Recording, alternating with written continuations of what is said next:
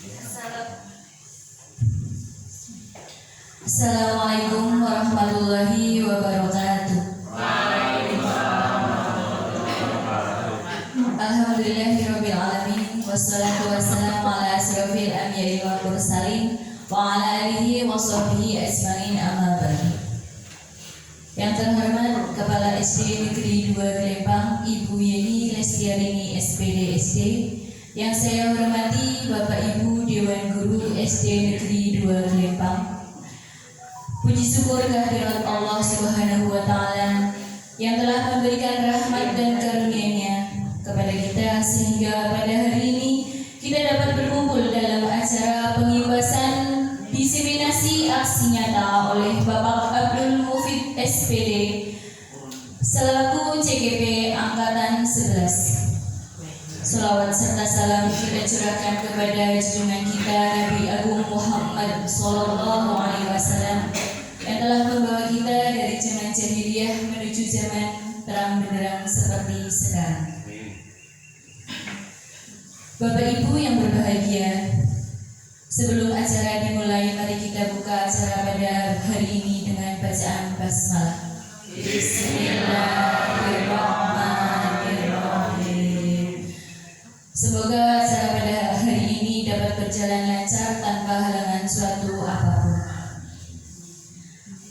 Acara selanjutnya yaitu menyanyikan lagu Indonesia Raya. Hadirin dimohon berdiri.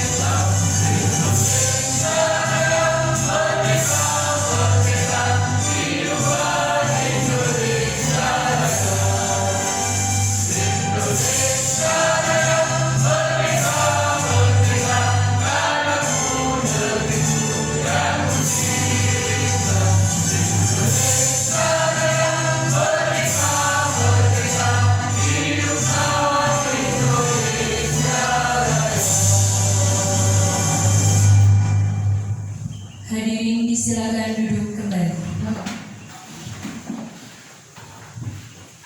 Bapak Ibu yang berbahagia, acara selanjutnya yaitu sambutan Kepala SD Negeri 2 Gelembang oleh Ibu Yeni Lestiarini SPD SD. Kepada Ibu Yeni Lestiarini SPD SD disilakan.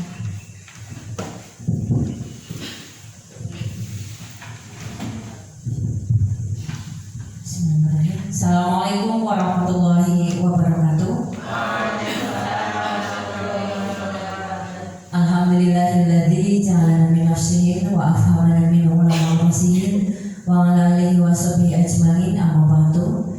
Yang terhormat Bapak dan Ibu Guru SD Negeri 1 Gelembang, ada Bu Husnul, ada Pak Jum, ada Pak Sri.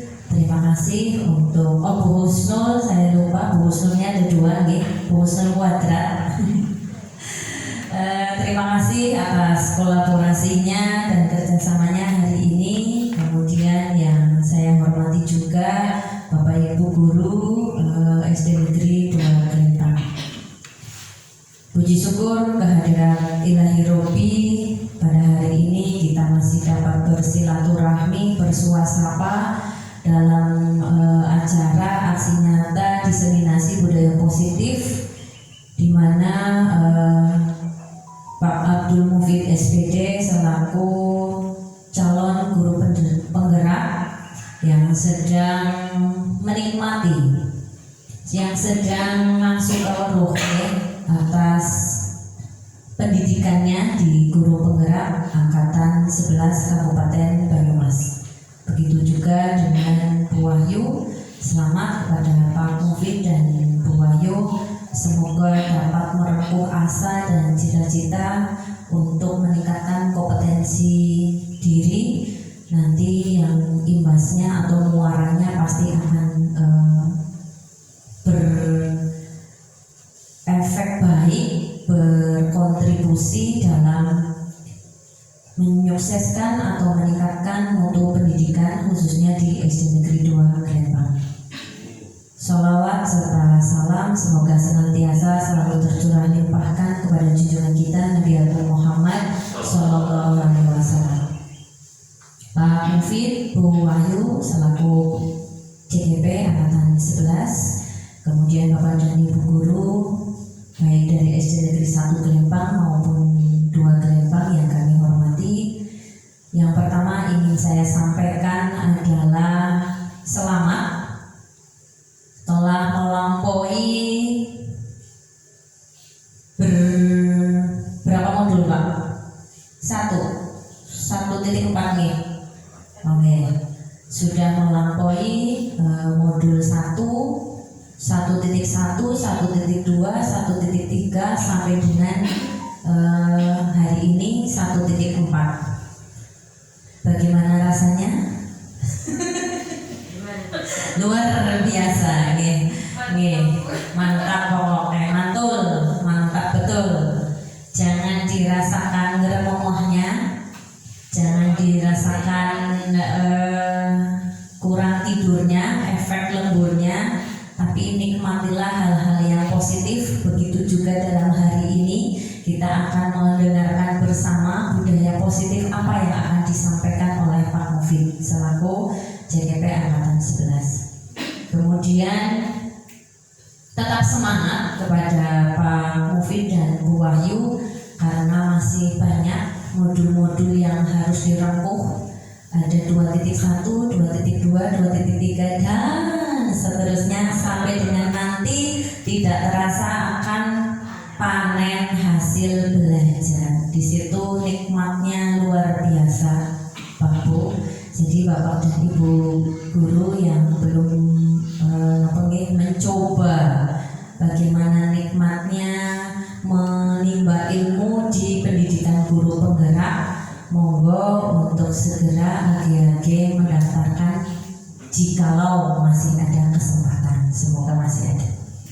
Kemudian yang kedua adalah ada ungkapan atau kata-kata mutiara, mengapa kita harus berubah dan bergerak. Berubah bukan berubah menjadi Power Rangers seperti film anak-anak kecil. Kemudian bergerak bukannya bergerak dari samping kanan ke kiri, maju mundur, itu praktek Pak Suging sebagai guru PJO kan ya. Tapi bergerak di sini atau berubah di sini adalah apabila kita mempunyai kompetensi, apabila kita mempunyai kemampuan kok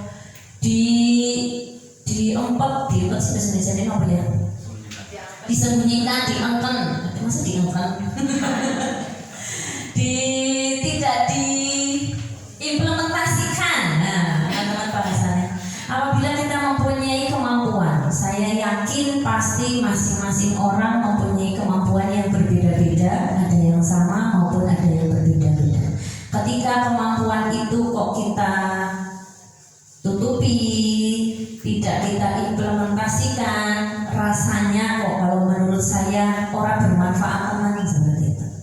minimal bermanfaat untuk diri sendiri. Syukur bage bermanfaat untuk orang lain. Saya percaya Bu Wahyu dan Pak Mufid juga sudah menampilkan apa sih bahasanya, sudah mempunyai kemampuan yang sudah diimplementasikan.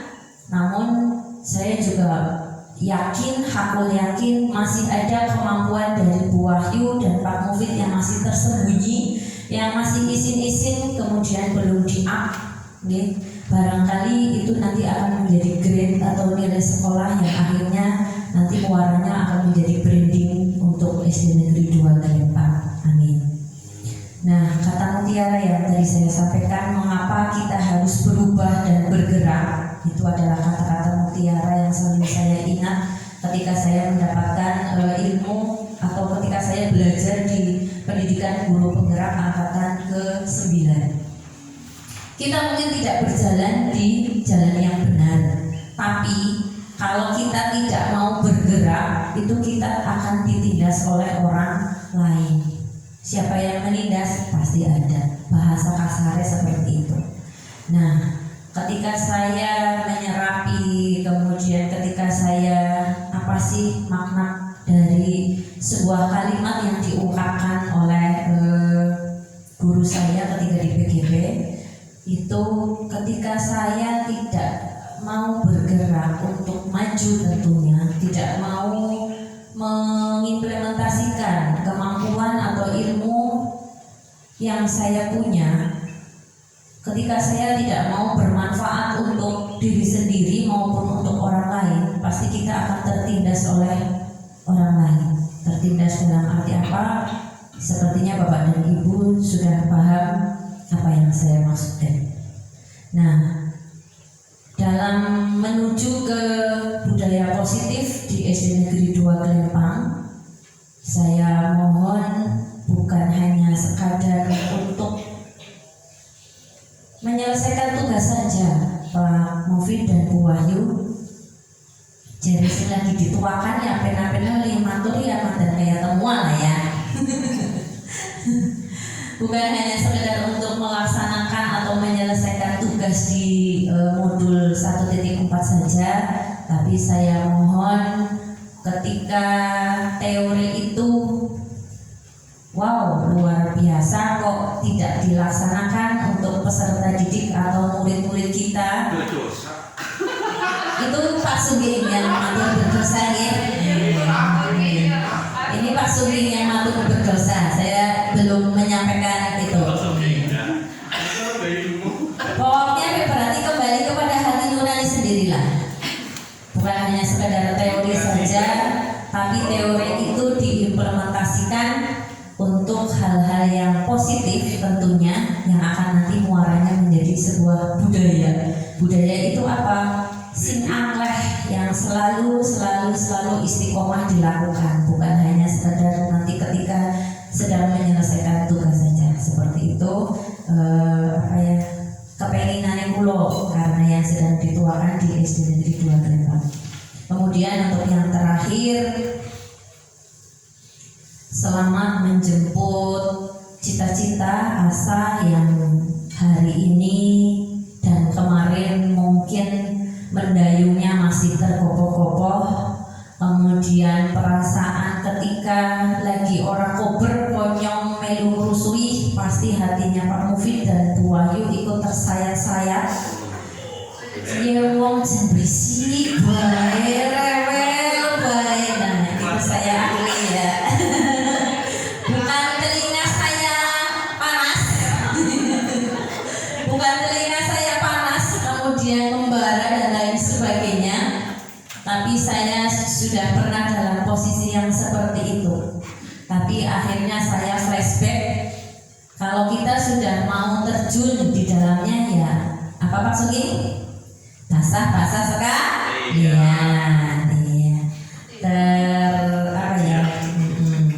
Jangan setengah-setengah lah seperti itu. Nah, saya juga pernah memposisikan ketika saya sedang riwehnya, Masya Allah, kemudian pimpinan kok memberikan saya tugas dan lain sebagainya, yang gundel-gundel ku apa nanti ya dijawab nggih Bu, nggih Pak, seperti itu.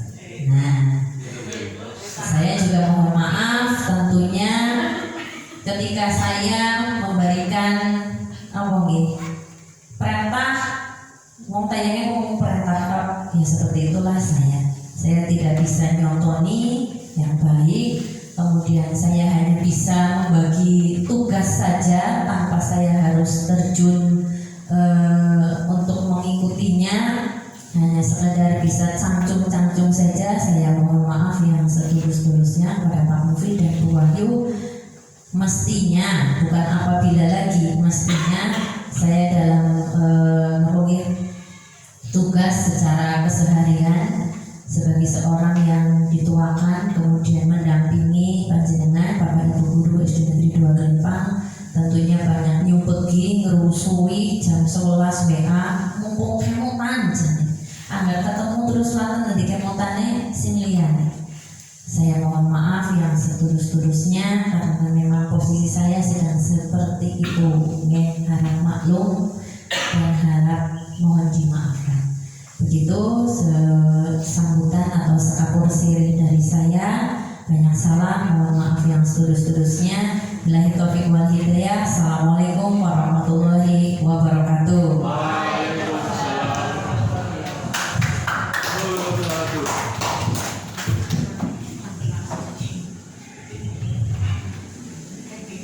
Terima kasih kepada Ibu Yeni Lestari SPD yang telah memberikan sambutannya. Bapak Ibu yang berbahagia, acara selanjutnya yaitu pengibasan diseminasi aksi nyata oleh Bapak Abdul Mufid SPD CGP Angkatan 11. Kepada Bapak Abdul Mufid SPD disilakan.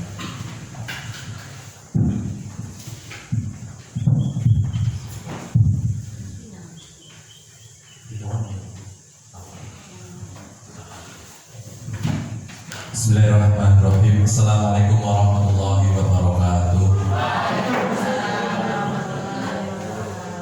Alhamdulillah, alhamdulillahirabbil alamin. Wassalatu wassalamu ala asyrofil anbiya'i wal mursalin wa ala alihi wa sahbihi ajma'in.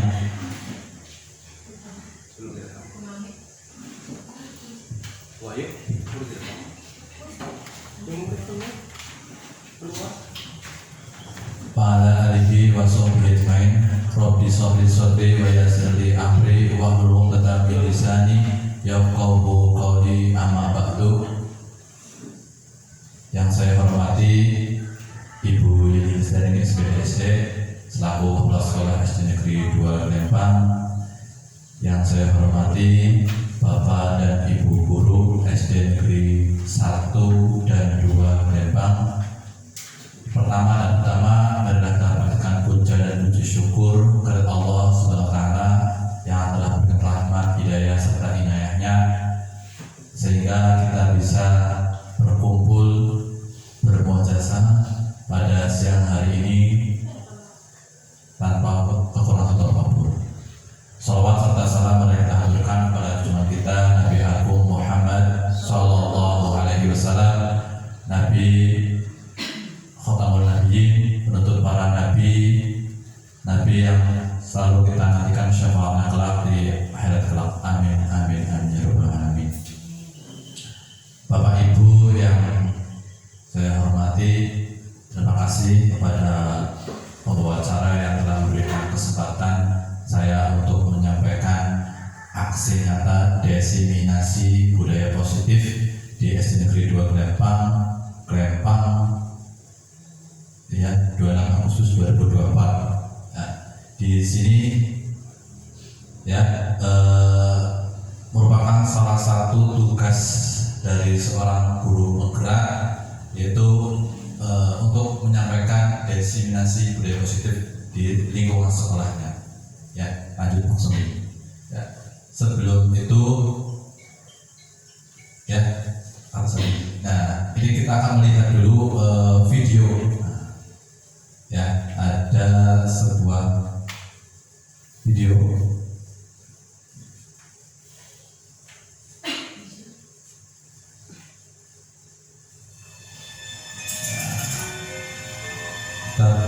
Ustaz Zaid dan Mufidul Harfun dulu. Nah, ini ya. Ya.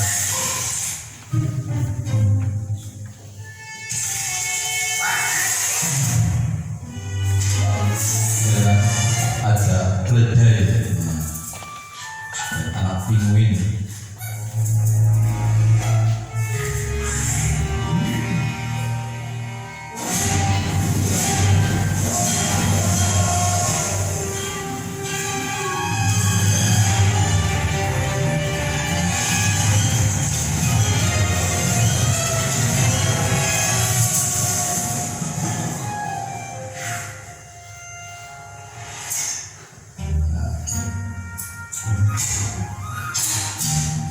Cerita itu sedang makanan ya.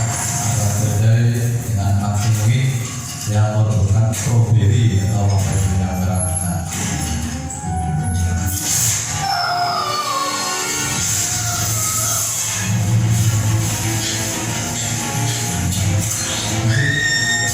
itu bisa ya.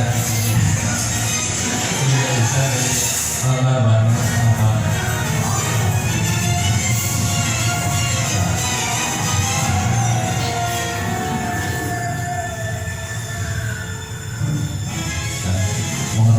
Mengejar sebuah makanan ya.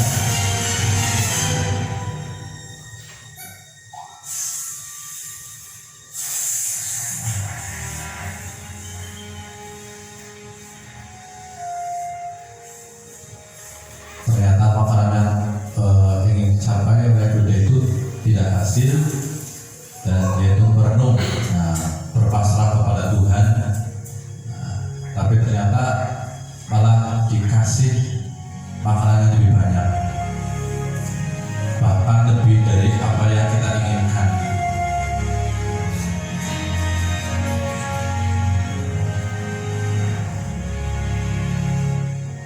Ya, cukup langsung.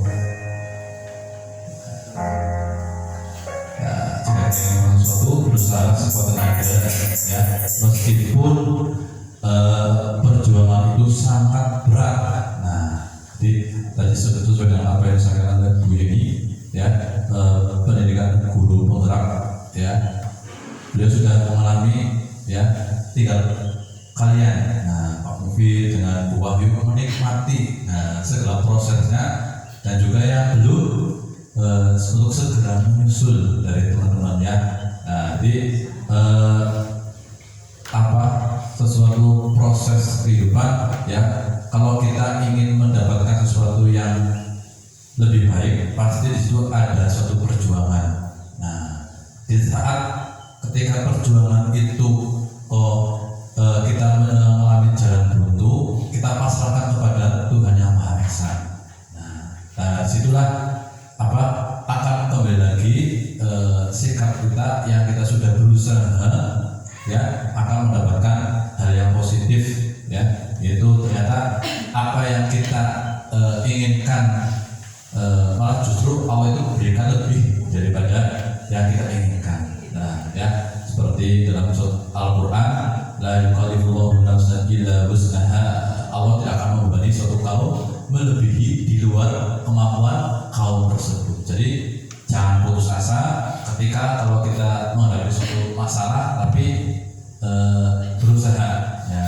Jadi kita tidak boleh berhenti ya, dalam suatu masalah berhenti, saya sudah cukup, saya berhenti sejenak, tidak, tapi kita cukup beristirahat dulu. Nah, lalu melanjutkan perjalanan hidup ini dan mencapai apa yang kita tujuan atau cita-cita kita.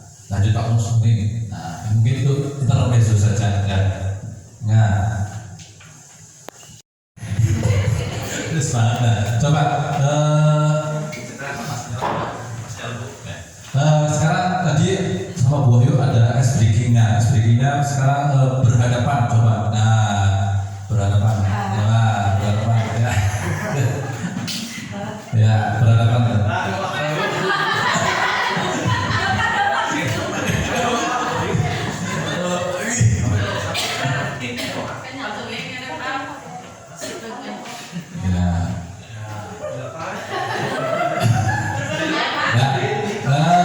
Tangannya itu saling bersalaman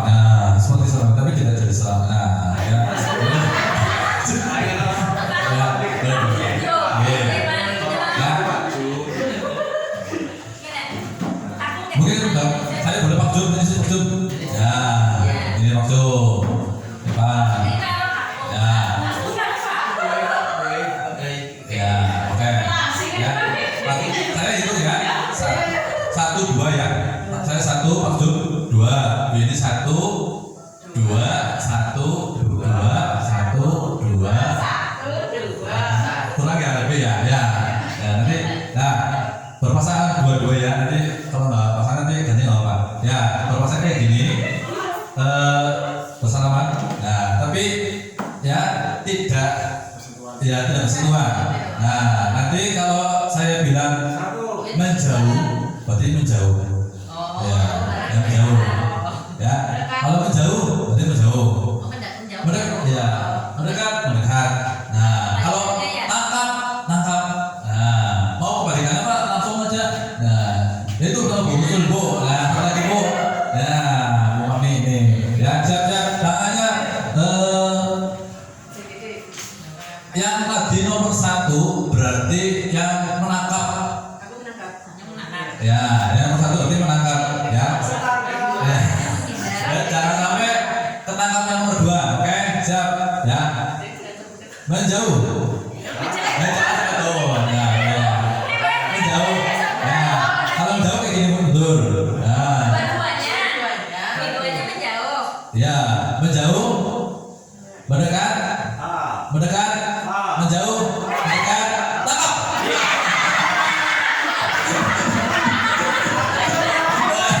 Ulangi ya. Sekarang gantian yang nomor 2 yang menangkap.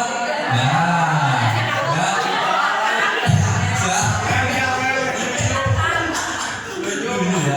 Ya, siap ya. Menjauh. Mendekat. Menjauh. Mendekat. Tangkap.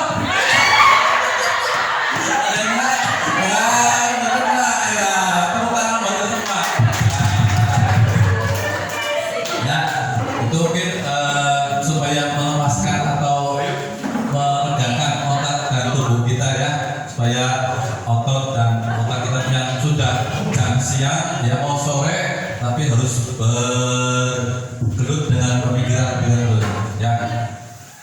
Selanjutnya di sini saya akan menyampaikan yang pertama adalah tujuan pendidikan. Nah, di sini menurut Ki Hajar Dewantoro ya, Bapak Pendidikan, tujuan pendidikan adalah menuntun segala kodrat yang ada pada anak-anak agar mereka dapat mencapai keselamatan dan kebahagiaan yang setinggi-tingginya baik sebagai manusia maupun sebagai anggota masyarakat.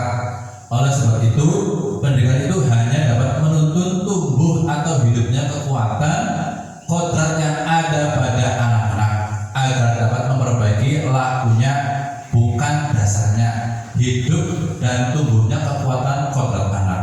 Nah, ya dari tujuan pendidikan ini sesuai dengan apa yang filosofi Ki Hajar Dewantoro bahwa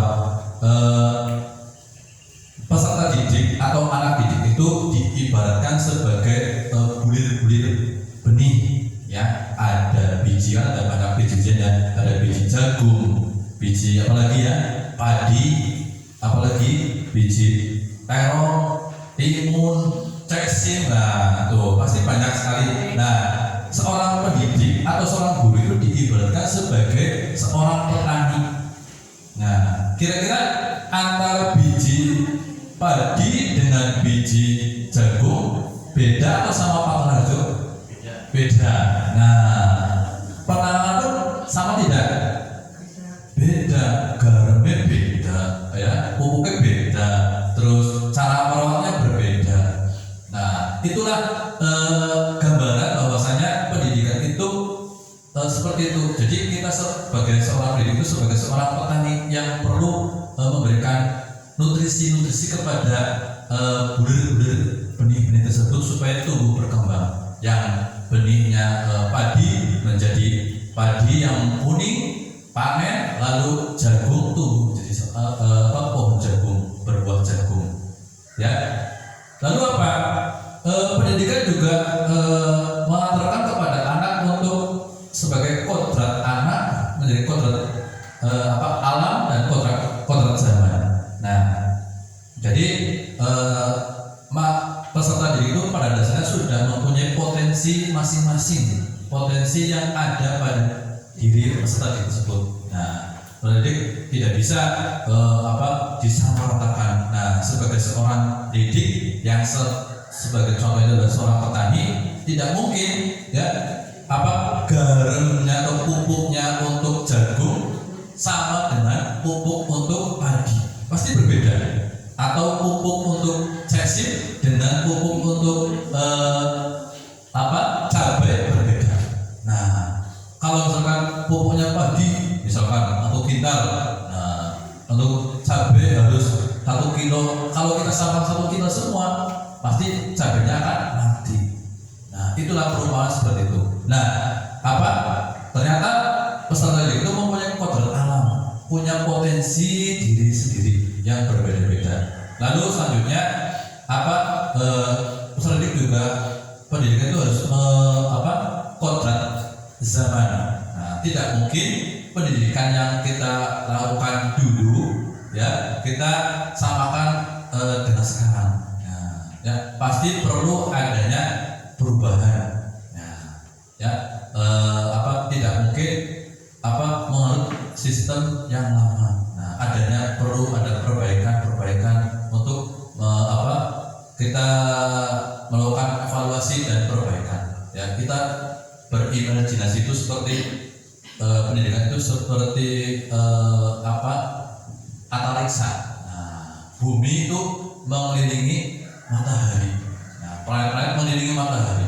Coba kalau bayangkan ada planet Jupiter, planet Merkurius, Venus, bumi. Kalau mereka itu tidak berputar, atau tidak berputar pada porosnya atau berhenti, ya pasti mereka akan bertabrakan. Nah, itulah mengapa perlunya pendidikan itu perlu berproses, perlu berputar sampai melakukan kodrat zaman, mengikuti. Jangan sampai kita ada zaman atau perubahan zaman yang lebih terbaru, tapi kita malah tertinggal. Nah, apalagi dengan siswa atau peserta didik kita, jangan sampai kita malah ketinggalan dengan murid kita. Nah, begitu. Apalagi sekarang murid itu lebih canggih-canggih Pak Bu, ya lebih top, lebih canggih-canggih dengan perubahan zaman sekarang. Lanjut Pak Sugeng. Budaya positif di sekolah yaitu nilai dan kebiasaan di sekolah ya, yang berpihak pada murid agar mereka dapat berkembang menjadi pribadi yang kritis, penuh hormat dan bertanggung jawab sesuai dengan profil belajar Pancasila. Nah, jadi itu adalah budaya positif. Ya, mungkin ada yang mau bertanya Pak? Ya, lanjut Pak Sugeng. Konsep utama budaya positif yang pertama adalah perubahan paradigma belajar. Perubahan paradigma belajar di sini berarti tadi seperti yang sampaikan bahwasanya antara benih padi dengan benih jagung itu penanganannya berbeda, maka tidak disamakan ya ketika mengajar anak yang mempunyai karakter dia itu audio mendengarkan dengan anak yang visual melihat itu tidak sama ya, tidak boleh menyampaikan materi itu secara sama-sama ya, perlu dibedakan ya. Oh ternyata ini anak itu lebih cenderung kepada aktif dalam kegiatan. Nah dia itu walaupun pendiam tapi dia itu memperhatikan ya, atau audio ya. Terus ada anak yang perlu melihat ya wujudnya nyata. Misalkan ya kita ingin melihat ceritakan tentang Mekah atau Ka'bah, kan tidak mungkin anak membayangkan apa ya anak asing Ka'bah kayak apa, Mekah seperti apa ya. Tidak harus kita membawa Ka'bah dari Mekah ke sini. Nah kita perlu dengan bisa menggunakan layar seperti ini, nonton kondisi di Mekah seperti apa, Ka'bah seperti apa, atau menggunakan media misalkan gambar, oh ini di Mekah itu ada Ka'bahnya, hewannya itu hewan onta, nah itu gurun pasir seperti itu. Terus yang kedua, disiplin positif kebutuhan. Nah itu berarti yang ada pada kita harus kehidupan kita harus terlaksanakan. Lalu yang ketiga itu dasar manusia, dan yang keempat motivasi perilaku manusia, dan yang kelima adalah restitusi posisi kontrol guru, dan yang keenam keyakinan kelas, yang ketujuh segitiga restitusi. Lanjut langsung ini.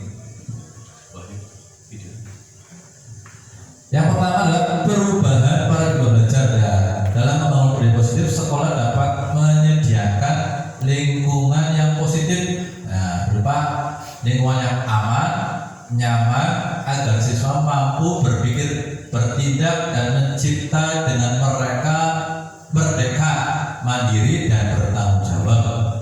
Jadi dalam pendidikan itu sekolah harus menciptakan tempat yang aman. Yang seperti apa sih yang aman, yang nyaman, agar siswa itu mampu berpikir dan bertindak dan menciptakan merdeka, mandiri, dan bertanggung jawab. Dan selanjutnya adalah disiplin, sangat berkaitan dengan kontrol guru terhadap siswa. Lanjut Pak.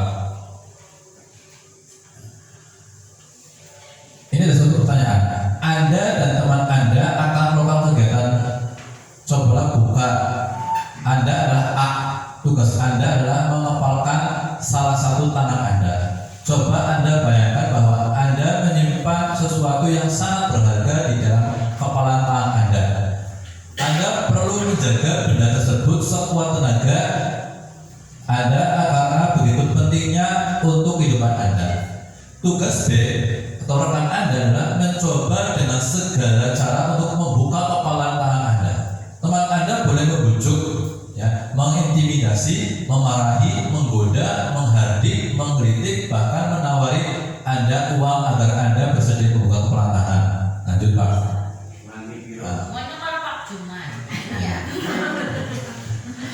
Perubahan paradigma belajar. Perubahan paradigma belajar, teori kontrol, ilusi kontrol, Dr. William Glasser. Ilusi guru mengontrol murid. Ilusi bahwa semua penguatan positif efektif dan bermanfaat. Ilusi bahwa kritik dan membuat orang merasa bersalah dapat menguatkan karakter. Ilusi bahwa orang dewasa memiliki hak untuk memaksa.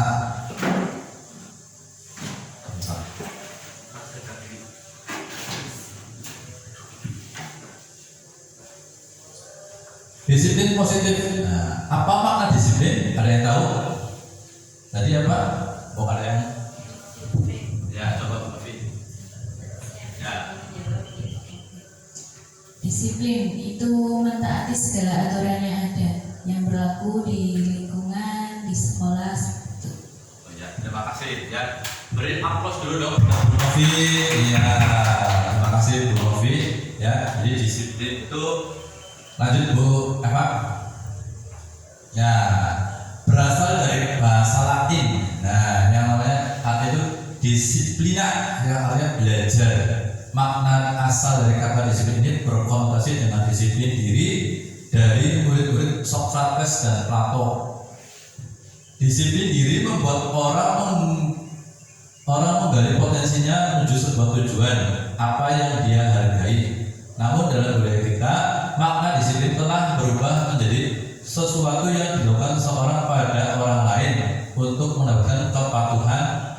Kecenderungan umum adalah menghubungkan kata disiplin dengan ketidaknyamanan, bukan dengan apa yang kita hargai atau pencapaian suatu tujuan mulia. Nah, jadi disiplin adalah sesuatu belajar. Berkata bahasa lagi itu belajar, murid-murid Socrates membuat orang menggali potensinya. Jadi telah berubah, di sini telah berubah menjadi sesuatu yang dilakukan seseorang pada orang lain yang mendapatkan kepatuhan. Kecenderungan umum adalah menghubungkan kata disiplin dengan ketidaknyamanan. Lanjut Bu Eva. Disiplin adalah kemampuan memerintah diri sendiri dalam mengontrol dan menguasai, diri untuk memilih tindakan yang mengacu pada nilai-nilai yang kita hargai dengan penuh tanggung jawab tanpa terperintah orang lain. Berarti disiplin itu ya mengontrol dan menguasai diri kita sendiri untuk tindakan yang masuk pada nilai yang kita hargai dengan penuh tanggung jawab tanpa diperintah. Berarti menjadi suatu naluri yang muncul langsung menjadi suatu kebiasaan. Orang kudu di plan wis jalan direct. Karena sudah kesadaran diri begitu. Itu makna disiplin. Ya, nilai yang kita hargai adalah nilai kebajikan, ya, atau nilai sifat positif manusia yang merupakan tujuan mulia yang ingin dicapai setiap individu, yaitu nilai-nilai dalam profil belajar Pancasila.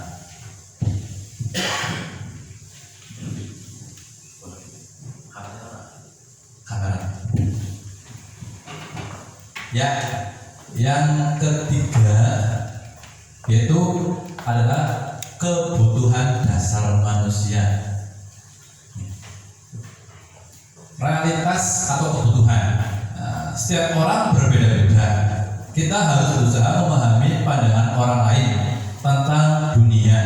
Setiap orang memiliki gambaran-gambaran berbeda-beda. Ada yang ini ya tanda cinta, tanda love ya, atau cinta kasih. Ya, itu ingin diterima, ya, ingin keberadaan itu ada, ingin diterima.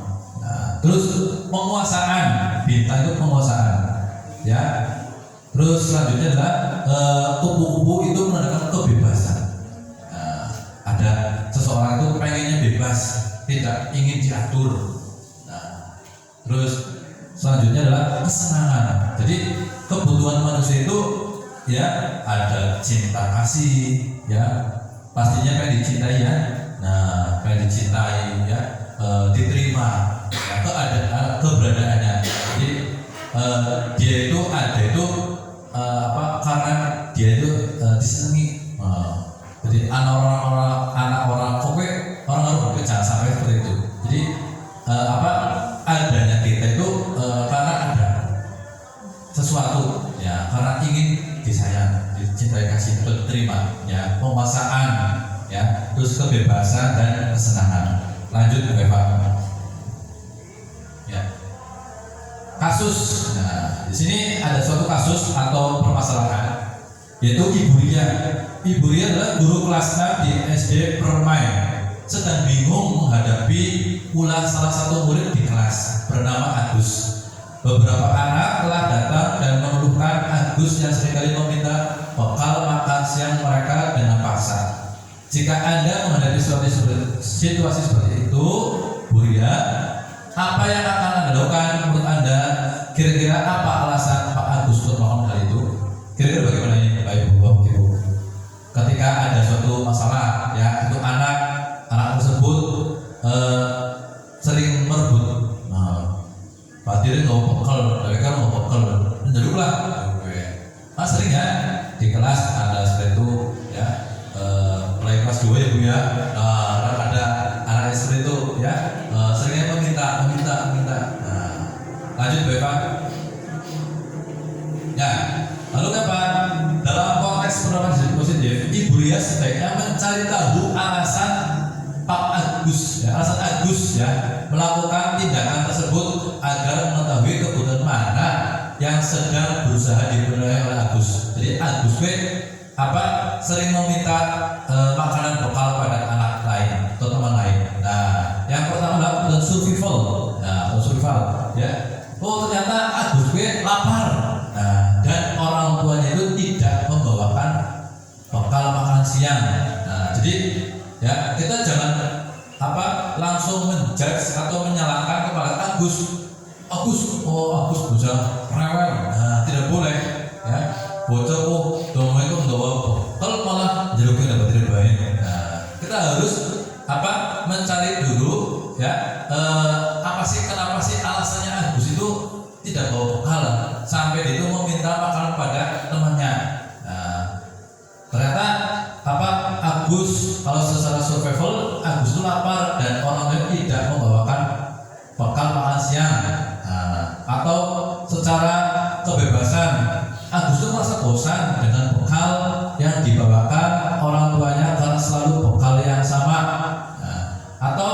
cinta kasih atau ingin diterima. Ternyata apa? Teman Agus itu jadi perhatian Agus. Oh, ternyata apa? Agus itu usir minta itu apa? Gara-gara dia itu apa? Perhatian. Nah, ya caper, ya caper paling batirek. Nah, ya. Terus selanjutnya adalah kesenangan atau fun. Agus hanya iseng. Nah, hanya iseng dan dia menikmati ekspresi wajah temannya. Nah, karena ada orang yang sengaja itu usir iseng. Nah, supaya melihat dia itu bahagia, nah, senyum. Nah, tuh. Terus selanjutnya power kekuasaan. Itu Agus itu apa? Merasa hebat karena temannya jadi takut. Nah, kan kadang-kadang dia itu ada anak yang nyongsing berpuasa nih. Nah, takut dan menuruti perintahnya atau keinginannya. Lanjut Bu Eva. Ya si Alan. Nah, itu ada. Tapi itu ya hal perlu ditelusuri ya. Apakah dari survivalnya, apakah dari memang cinta kasihnya, apa kompresornya Bu ya mungkin ya. Nah, pokoknya juga ingin menguasai sini. Terus hukuman dan sanksi atau konsekuensi. Nah, permasalahan lagi. IFA kurang menguasai pelajaran matematika, sehingga pada saat pelajaran tersebut berlangsung, dia lebih banyak berdiam diri atau menggambar. Nah, ya. Terus dia lebih banyak berdiam diri atau menggambar di buku pelajarannya. Pada saat guru matematikanya Pak Seno menanyakan pertanyaan IFA, menjawab gugup dan tak sengaja menjatuhkan tasnya dari kursi, serta tiba-tiba menjadi gagap pada saat berupaya menjawab. Seluruh kelas pun tertawa melihat perilaku IFA yang bicara tergagap-gagap dan terkejut tersebut. Pak Seno pada saat itu membiarkan teman-teman IFA menertawakan IFA yang tergagap dan malu luar biasa, dan malahan minta IFA untuk maju ke depan dan berdiri di depan kelas sambil menunjukkan hidungnya karena tidak bisa menjawab pertanyaan. Kelas makin gaduh dan anak-anak pun tertawa melihat IFA di depan kelas memegang ujung hidungnya. Pertanyaan pertama adalah, apakah Anda setuju dengan tindakan Pak Seno terhadap IFA? Ya. Mengapa? Kenapa jawabnya Bu? Tidak. Mengapa ini Bu?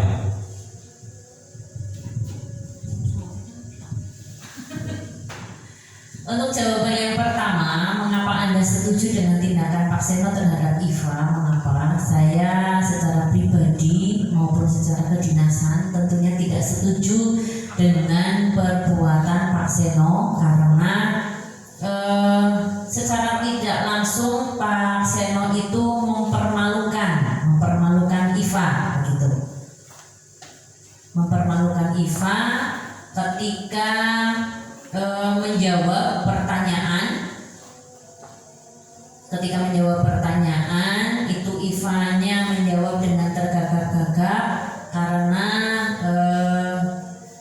dia lagi tidak konsen di dalam pelajarannya Pak Seno gitu ya, di pelajaran matematikanya. Jadi intinya saya tidak setuju dengan perbuatan Pak Seno yang memperlakukan IFA itu membuat IFA itu malu di depan teman-temannya. Seperti itu Pak Guru. Terima kasih tepuk tangan buat Bu Yeni.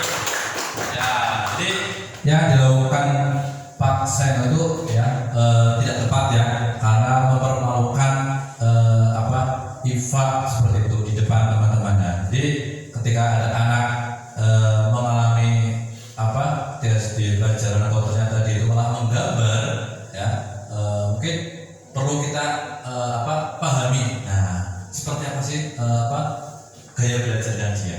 Terus yang kedua itu, menurut Anda tindakan Pak Seno terhadap IFA adalah sebuah hukuman atau konsekuensi? Betul salah? Itu milih ya, hukuman atau konsekuensi ya. Hukuman, kalau menurut saya hukuman ya. Mengapa itu Bu? Karena tidak ada tawar-menawar atau bahasanya apa sih ya? Kalau misalnya contoh, kalau konsekuensi kan misalnya IFA tidak bisa menjawab atau mengerjakan matematika. Kalau tidak bisa mengerjakan atau menjawab pertanyaan dari Pak Seno, konsekuensinya bagaimana misalnya?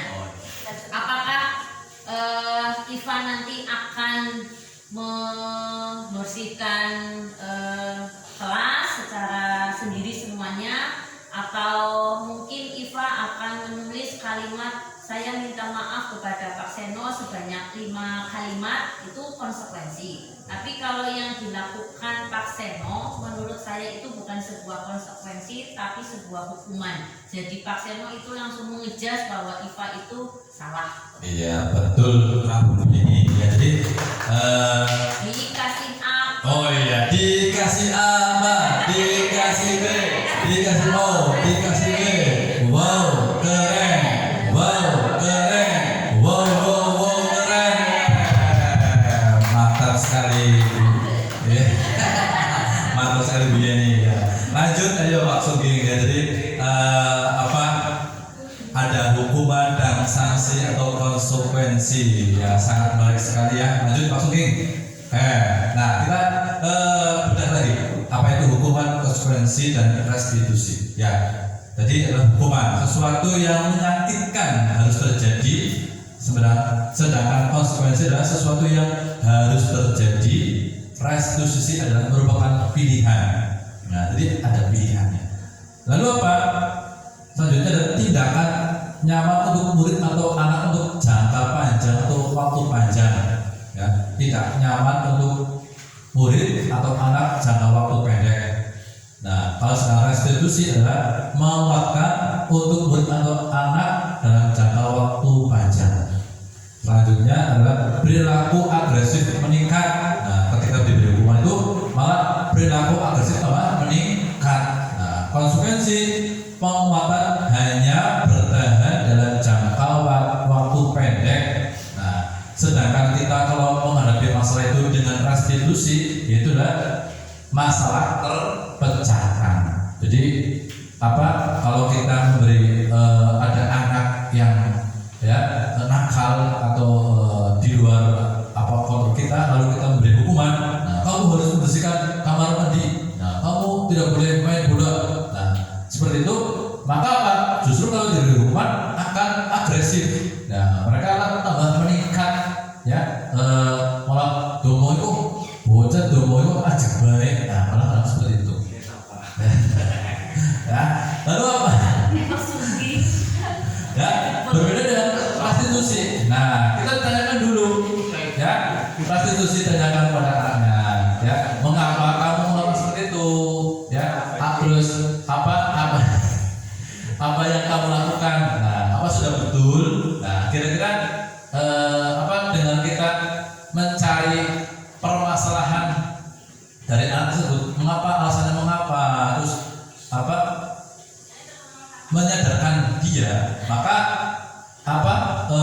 dengan cara restitusi itu masalah akan terpecahkan. Nah, itu adalah dampak positif dari kegiatan restitusi dibanding dengan kegiatan hukuman atau konsekuensi yang sering kita lakukan ya. Jadi kita misalkan sering melakukan menyalahkan pada anak itu langsung memberikan hukuman. Nah, misalkan kayak berlakunya hanya pada sebuah institusi, tidak berkelanjutan pada kehidupan nyata. Nah, murid anak membenci peraturan, misalkan tata tertib sekolah.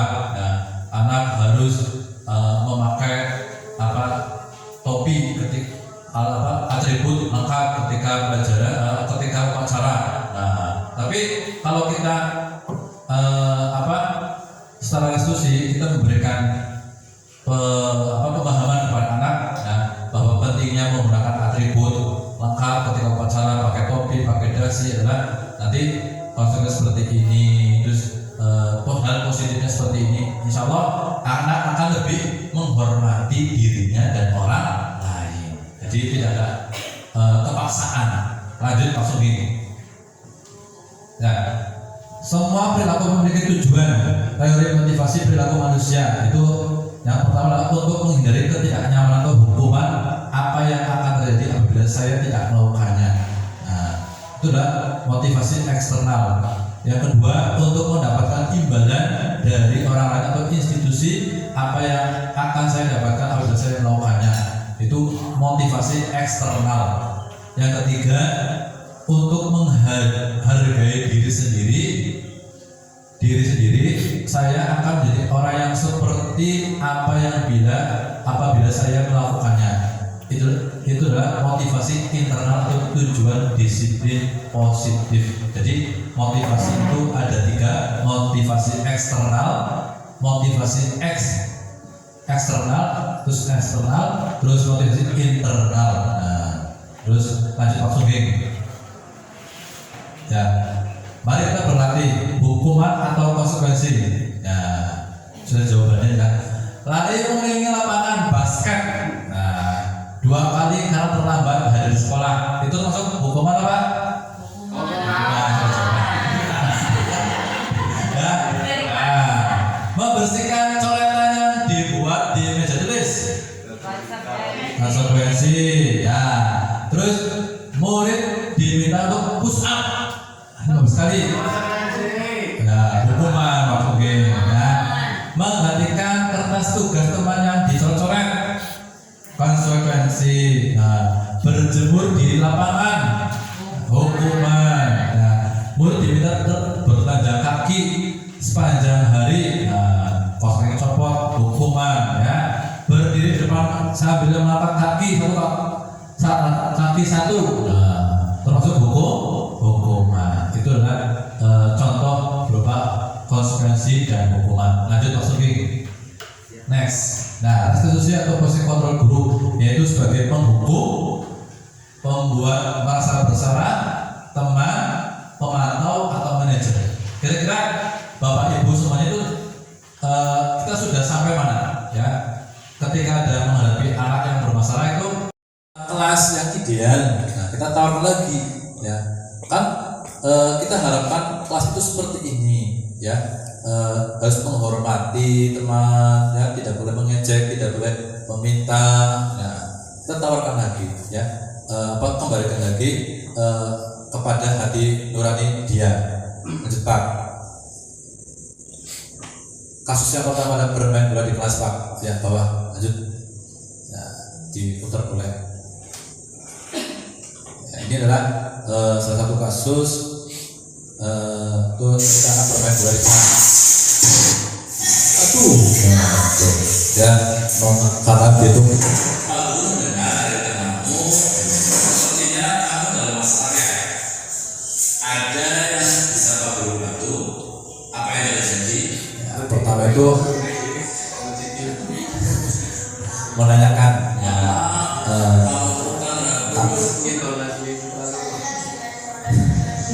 ya menanyakan dulu ya alasannya mengapa dia itu melakukan hal tersebut.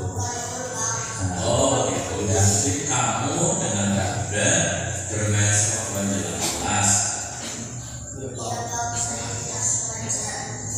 Pasti seru ya bermain sepak bola di dalam kelas. Lalu apa?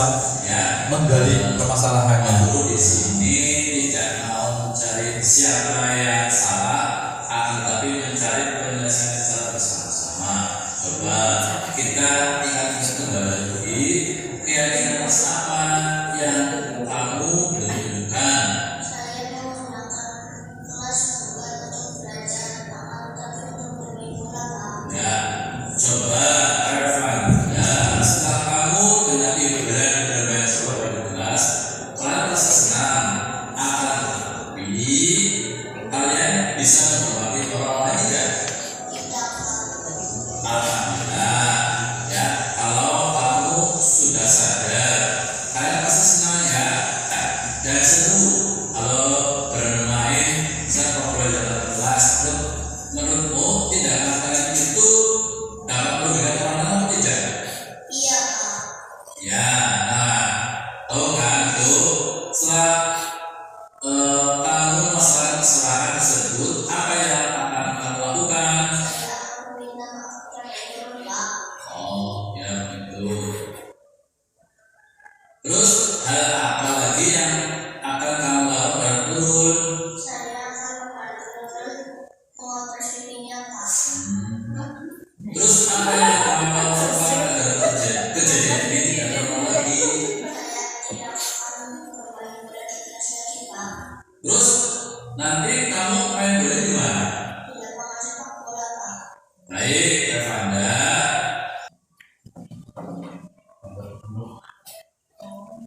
Ya, lanjut ya untuk kasus yang kedua itu membuang sampah sembarangan mungkin. Ya. Ya itu ada seorang anak ya sedang makan lalu ya, buang sampah sembarangan. Saya Saya tidak akan membuang sampah sembarangan di kamar. ya bagus. Saya sudah mengatakan Ya itu adalah kegiatan yang ketika konstitusi kesehatan dan kegiatan selanjutnya. Pak. Ya lanjut Pak. Nah, lanjut. Saya suka institusi yang diberikan oleh Pak Guru karena saya menjadi sadar dalam usaha saya. Pak Guru sangat baik. Ya lanjut. Pak Guru. Dalam usaha Lanjut. Nah, ya terima kasih. Itulah yang bisa saya sampaikan terkait dengan diseminasi kegiatan budaya positif. Pastinya banyak kekurangan dari saya. Mungkin ada pertanyaan atau tidak. Cukup ya? Cukup. Ya, kalau tidak ada pertanyaan, saya akhiri. Billahi taufiq wal hidayah. Wassalamualaikum warahmatullahi wabarakatuh. Waalaikumsalam warahmatullahi wabarakatuh. Waktu saya kembalikan kepada dokter. Luar biasa. Beri tepuk tangan yang meriah untuk Pak Mufid. Alhamdulillah. Selamat nih Pak Mufid telah melaksanakan pengimbasan diseminasi aksi nyatanya. Ya, Bapak Ibu yang berbahagia, demikianlah serangkaian acara pada hari ini. Sebelum acara ditutup, mari kita tutup acara pada hari ini dengan bacaan hamdalah bersama. Alhamdulillahirabbil alamin. Ya, untuk Pak Mufid selamat atas pengimbasan diseminasi aksi nyata hari ini. Dikasih apa? Dikasih B, kasih O, kasih B. Wow, keren. Wow, keren. Wow, keren. Ya, semoga apa yang sudah dilaksanakan atau diimbaskan oleh Pak Mufid bisa bermanfaat bagi kita semua. Dan semoga Pak Mufid untuk kegiatan CGP sampai selesai, Pak Mufid mendapatkan kelancaran dan kesuksesan. Ya, acara untuk hari ini berakhir sampai di sini. Saya selaku pembawa acara mohon maaf apabila banyak kesalahan atau perkataan yang salah. Saya mohon maaf yang setulus-tulusnya. Wabillahi taufiq wal hidayah. Wassalamualaikum warahmatullahi wabarakatuh. Waalaikumsalam warahmatullahi wabarakatuh.